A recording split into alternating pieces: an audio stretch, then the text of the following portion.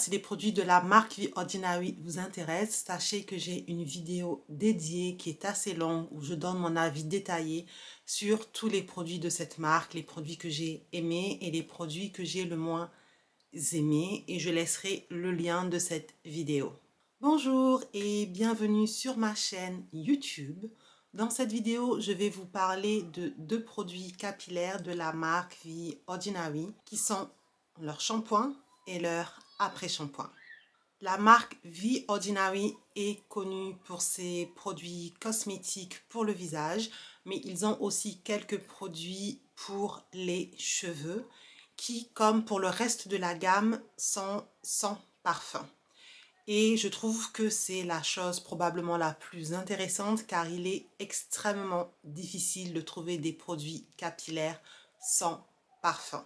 Si vous avez l'habitude de regarder cette chaîne, vous savez que ma peau, et en particulier sur mon visage, est extrêmement sensible à beaucoup d'ingrédients, y compris le parfum que j'évite à tout prix ou le plus possible sur mon visage et sur mon corps. Par contre, au niveau de mon cuir chevelu, cela semble être moins problématique. Sur mon visage et sur mon corps, j'ai souvent des boutons qui ressemblent à de l'acné. Sur mon cuir chevelu, je n'ai jamais eu ce problème. Mais dans le même temps, je dois dire que je n'utilise pas de produits capillaires tous les jours sur mon cuir chevelu. Et j'évite malgré tout les produits capillaires qui sont très parfumés. Donc peut-être aussi que ça aide. En tout cas, leurs produits qui sont destinés pour tout type de cheveux, que ce soit leur shampoing ou leur après-shampoing, m'ont intriguée au-delà du fait qu'ils soient sans parfum. Donc je les ai achetés et j'ai voulu les tester pour savoir s'ils sont efficaces. Ces produits ont été lancés il y a pratiquement 2 ans par la marque et je les ai achetés presque à ce même moment et je les ai rapidement utilisés et testés, mais j'ai oublié d'en parler. Par chance, je me rappelle assez bien de mon ressenti et souvent aussi lorsque je teste des produits, je laisse des notes sur mon téléphone et j'avais laissé des notes sur ce téléphone que j'ai gardé. Donc bien que je n'ai pas utilisé ces produits depuis un moment, mon avis pourtant sera assez précis et détaillé, comme j'aime bien le faire. Alors on va commencer par le shampoing qui vient dans cette bouteille assez simple en plastique. Le packaging est simple et minimaliste comme tous les produits de la marque. Et comme pour les produits soins visage, The Ordinary nous donne des informations sur la concentration des ingrédients dans ce produit. Ici, il y a un ingrédient actif à 4% qui est le sodium lauryl sulfate. Alors cet ingrédient, c'est un ingrédient nettoyant, ce qui a du sens étant donné qu'il s'agit d'un shampoing. Maintenant, j'ai déjà vu des shampoings qui ont plusieurs actifs, plusieurs ingrédients nettoyants, mais ici, il n'y en a qu'un seul à 4%. Je ne sais pas pour vous, mais pour moi, les 4% ne m'ont rien dit lorsque j'ai acheté le produit, car la plupart d'entre nous ne savons pas quelle est la concentration optimale, habituelle de cet ingrédient dans les shampoings. Et les autres shampoings ne donnant pas cette information, il est impossible de comparer ce que fait ce 4% de sodium lauryl sulfate à une autre concentration de produit vu qu'on n'a pas cette information. Donc au final, c'est une information qui n'aide pas trop la plupart des consommateurs. Maintenant, j'aime bien écouter un podcast en particulier qui est fait par des chimistes en cosmétologie qui sont indépendants et qui ont expliqué lorsqu'ils parlaient de ce produit que la concentration habituelle dans un shampoing du sodium lauryl sulfate va de 10 à 20%. Donc avec le 4%, on est assez loin de la concentration habituelle et vous le verrez plus tard dans la vidéo que cela va expliquer beaucoup de choses sur mon ressenti avec ce produit. Une deuxième chose importante est de parler de l'ingrédient sodium lauryl sulfate qui est beaucoup haï par des consommateurs qui entendent souvent que c'est un ingrédient qui est irritant pour la peau, bien que cela ne soit basé sur aucun fait. Une fois encore, si vous écoutez des chimistes en cosmétologie, qui sont ceux qui créent et testent les produits que l'on utilise tous, et pour certains sont spécialisés dans la création d'ingrédients et de nouveaux ingrédients. Lorsque vous les écoutez, ils disent que cet ingrédient n'a aucun historique au niveau de l'irritation de la peau. Par contre, il y a un autre ingrédient avec un nom similaire mais différent qui s'appelle le sodium lauryl sulfate qui lui a un potentiel d'irriter la peau. Me concernant, j'ai déjà utilisé cet ingrédient dans des produits visage, dans des produits pour le corps, bien sûr des nettoyants, parce qu'il s'agit d'un ingrédient nettoyant. Je l'ai déjà utilisé aussi dans d'autres shampoings et malgré le fait que ma peau soit hypersensible, je n'ai jamais eu de réaction avec cet ingrédient. Donc pour ma part, n'ayant jamais eu de problème avec cet ingrédient, je n'ai pas eu d'appréhension avant de tester ce produit. Alors ce shampoing a une texture qui est plutôt liquide, je dirais que c'est comme un gel liquide qui pour ma part ne s'étale pas facilement sur le cuir chevelu et sur les cheveux. Donc j'avais tendance à en utiliser quand même une bonne quantité. Et même si vos cheveux sont très mouillés et que vous massez bien, ils ne moussent pratiquement pas. Et ça ne change pas si vous faites un deuxième shampoing. C'est-à-dire si vous rincez et que vous faites un deuxième shampoing, vous ne verrez pas beaucoup de mousse apparaître sur votre cuir chevelu. Personnellement, je ne cherche pas à ce qu'un shampoing soit très mousseux, mais concrètement, je constate après avoir testé beaucoup de shampoings, pas que celui-ci, que la mousse peut aider à répartir plus facilement le produit sur votre cuir chevelu et sur les cheveux. Et ici, ça n'est pas le cas. La texture elle-même n'aide pas et le fait qu'il n'y ait pas de mousse n'aide pas non plus. Alors après mon premier nettoyage avec le produit, je rince à l'eau et j'avais l'impression que mes cheveux ou mon cuir chevelu n'étaient pas suffisamment propres, même si à la base, mon cuir chevelu n'était pas non plus spécialement sale. Donc j'ai l'impression qu'il ne nettoie pas si bien que ça, ce qui correspondrait au fait qu'il n'y a que 4%, alors que dans d'autres shampoings, on est plutôt à 10% d'ingrédients nettoyants, sodium lauryl sulfate. Après mon deuxième shampoing, une fois rincé, oui, mon cuir chevelu était suffisamment propre. Mais ce que j'ai constaté lorsque je rinçais le produit, c'est qu'il fallait que je rince très longtemps pour ne plus sentir le produit sur mon cuir chevelu et sur mes cheveux.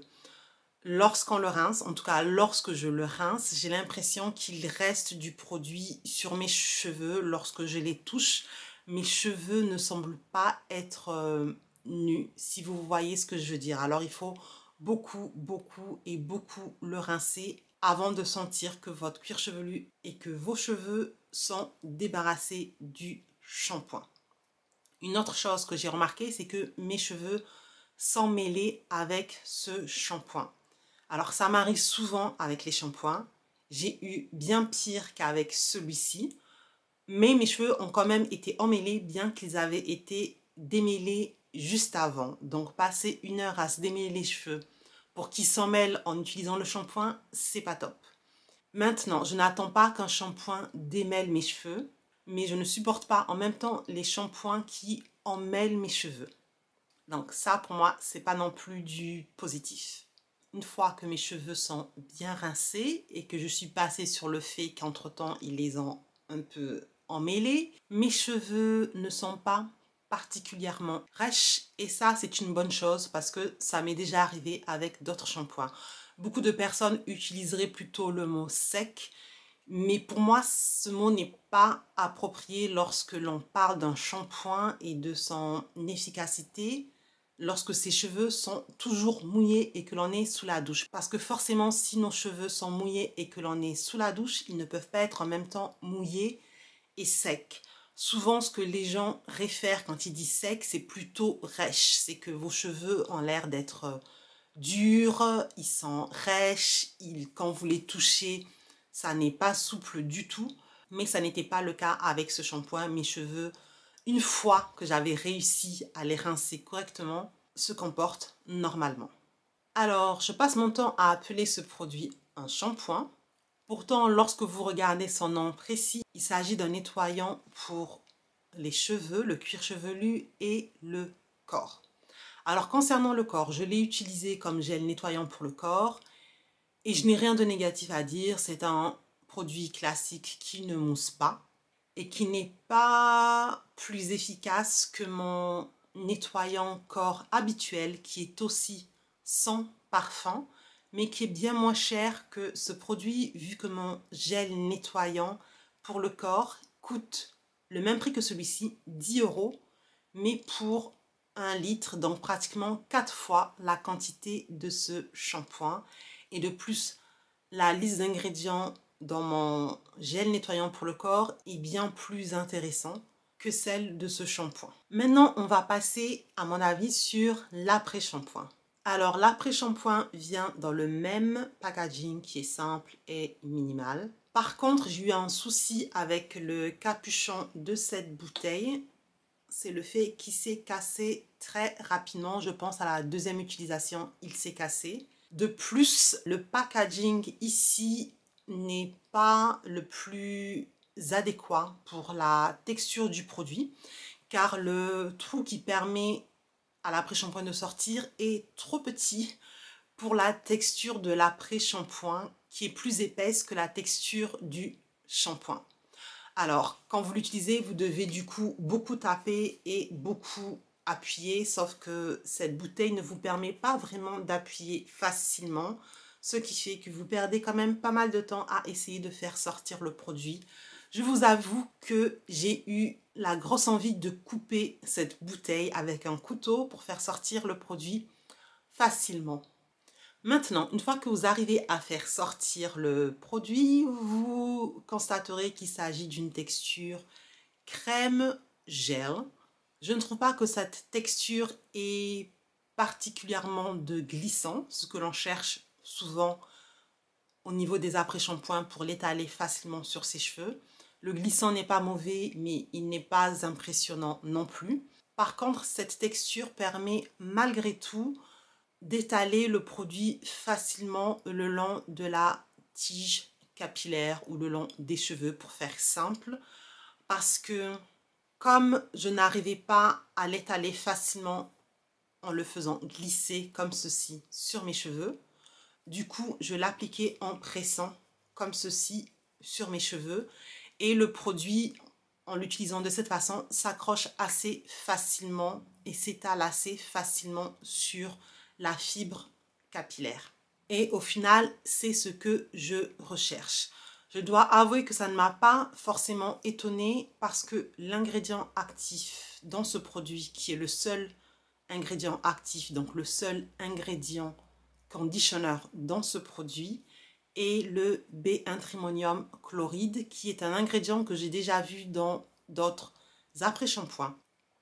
Beaucoup d'après-shampoings ne me vont pas, mais parmi ceux qui me vont et qui sont rares, je retrouve souvent cet ingrédient dans les formules et souvent j'applique mon après-shampoing ou mon masque de la façon dont je viens de vous dire en le pressant sur mes cheveux et l'après-shampoing s'attache et se fixe et s'étale facilement sur la fibre capillaire lorsque je fais ceci. Et j'ai eu le même ressenti avec cet après-shampoing. Lorsque je suis dans la douche, comme un après-shampoing est censé le faire, mes cheveux sont plus souples, ils sont plus faciles à gérer et à manipuler. Pour le démêlage avec le peigne ou une brosse, je ne sais pas parce que je n'utilise pas vraiment de peigne sous la douche, c'est très rare. Par contre, je démêle souvent au doigt et j'ai pu démêler facilement au doigt avec cet après-shampoing sous la douche. Une fois que j'ai eu fini de l'appliquer sur mes cheveux, je l'ai rincé et contrairement au shampoing, cet après-shampoing s'est rincé normalement, ça ne m'a pas pris plus de temps que d'habitude. Par contre, le côté négatif pour moi de cet après-shampoing est le fait qu'une fois rincé, les effets positifs que j'ai trouvés dans la salle de bain, le fait qu'il soit plus facile à gérer, à manipuler, le fait qu'il soit doux sous les doigts, ces effets positifs ne se retrouvent plus une fois que je suis sortie de la baignoire. Et pour moi, un après-shampoing doit toujours avoir ses effets lorsque vous avez fini de les rincer et de les sécher légèrement. Avec celui-ci, mes cheveux n'étaient pas rêches ou emmêlés en sortant de la salle de bain, soyons clairs, mais cet effet doux, cet effet facilement gérable et manipulable n'était plus là. Donc pour moi, c'est un côté négatif. De même que pour le shampoing, pour l'après-shampoing, à chaque fois que je l'ai utilisé, j'ai utilisé une grosse quantité pour avoir les résultats voulus.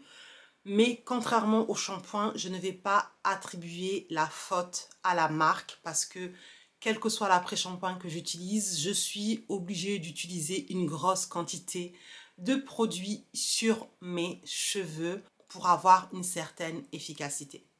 La marque nous dit aussi que c'est un après-shampoing qui n'alourdit pas les cheveux. Effectivement, pour moi, ça ne les a pas alourdis, mais en même temps, j'ai des cheveux de type afro, donc il m'en faut beaucoup pour que mes cheveux soient alourdis par un après-shampoing ou par un masque. Donc si vous avez des cheveux différents, je ne peux pas vous assurer que vous aurez ce même ressenti. Au final, c'est un produit que je ne recommanderais pas parce que les effets positifs qu'apporte un après-shampoing et celui-ci ne durent pas une fois que je suis sortie de la douche. Et à ce prix-là, qui est cher pour un après-shampoing par rapport à ce que vous pouvez trouver en supermarché, ça ne vaut pas le coup. Pour les deux produits dont je viens de donner mon avis, que ce soit le shampoing ou l'après-shampoing, les formules sont très simples, il n'y a pas d'actifs extraordinaires. Et pour autant, ces produits sont assez chers si vous les comparez à des produits en supermarché. Et je les compare à des produits en supermarché parce que les shampoings et les après-shampoings que vous trouvez en supermarché auront les mêmes actifs dans leur formule et en général, ils auront d'autres actifs pour compléter le produit. Pour autant, vous pouvez en trouver qui soient beaucoup moins chers. Donc, pour moi, l'avantage principal, comme je l'ai dit au début de la vidéo, est le fait qu'il n'y ait pas de parfum dans ces produits. Et ça, c'est rare d'en trouver, que ce soit en ligne ou en supermarché. Donc, au final, avec ces produits, vous payez le fait qu'il n'y ait pas de parfum. Ce que je trouve assez injuste.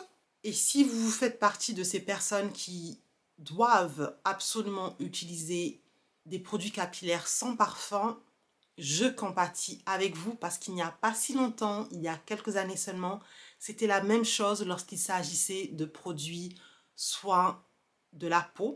Et les choses ont commencé à changer seulement parce qu'il y a eu beaucoup de marques qui maintenant proposent des produits sans parfum à des prix raisonnables, y compris The Ordinary qui a d'ailleurs lancé cette tendance. The Ordinary, il n'est pas la seule marque qui a des produits capillaires sans parfum. Je vais vous en proposer quelques-unes, mais en faisant une recherche rapide, je me suis rendu compte qu'au niveau des produits capillaires, le choix est vraiment toujours très limité et les produits que je propose sont peut-être du même prix que The Ordinary ou un peu moins chers. Mais je vous les propose parce que peut-être qu'au niveau de l'efficacité, ils seront plus efficaces que ceux de The Ordinary. En tout cas, si vous avez déjà testé ces produits, dites-le moi en commentaire. Dites-moi si vous les avez appréciés ou non, en précisant le type de cheveux que vous avez pour que ça aide les autres personnes qui lisent ces commentaires. Et si vous avez des produits capillaires sans parfum que vous appréciez d'autres marques, laissez-le en commentaire parce que je suis sûre que ça aidera beaucoup de personnes. Merci beaucoup d'avoir regardé cette vidéo et on se voit dans la prochaine. Bye bye!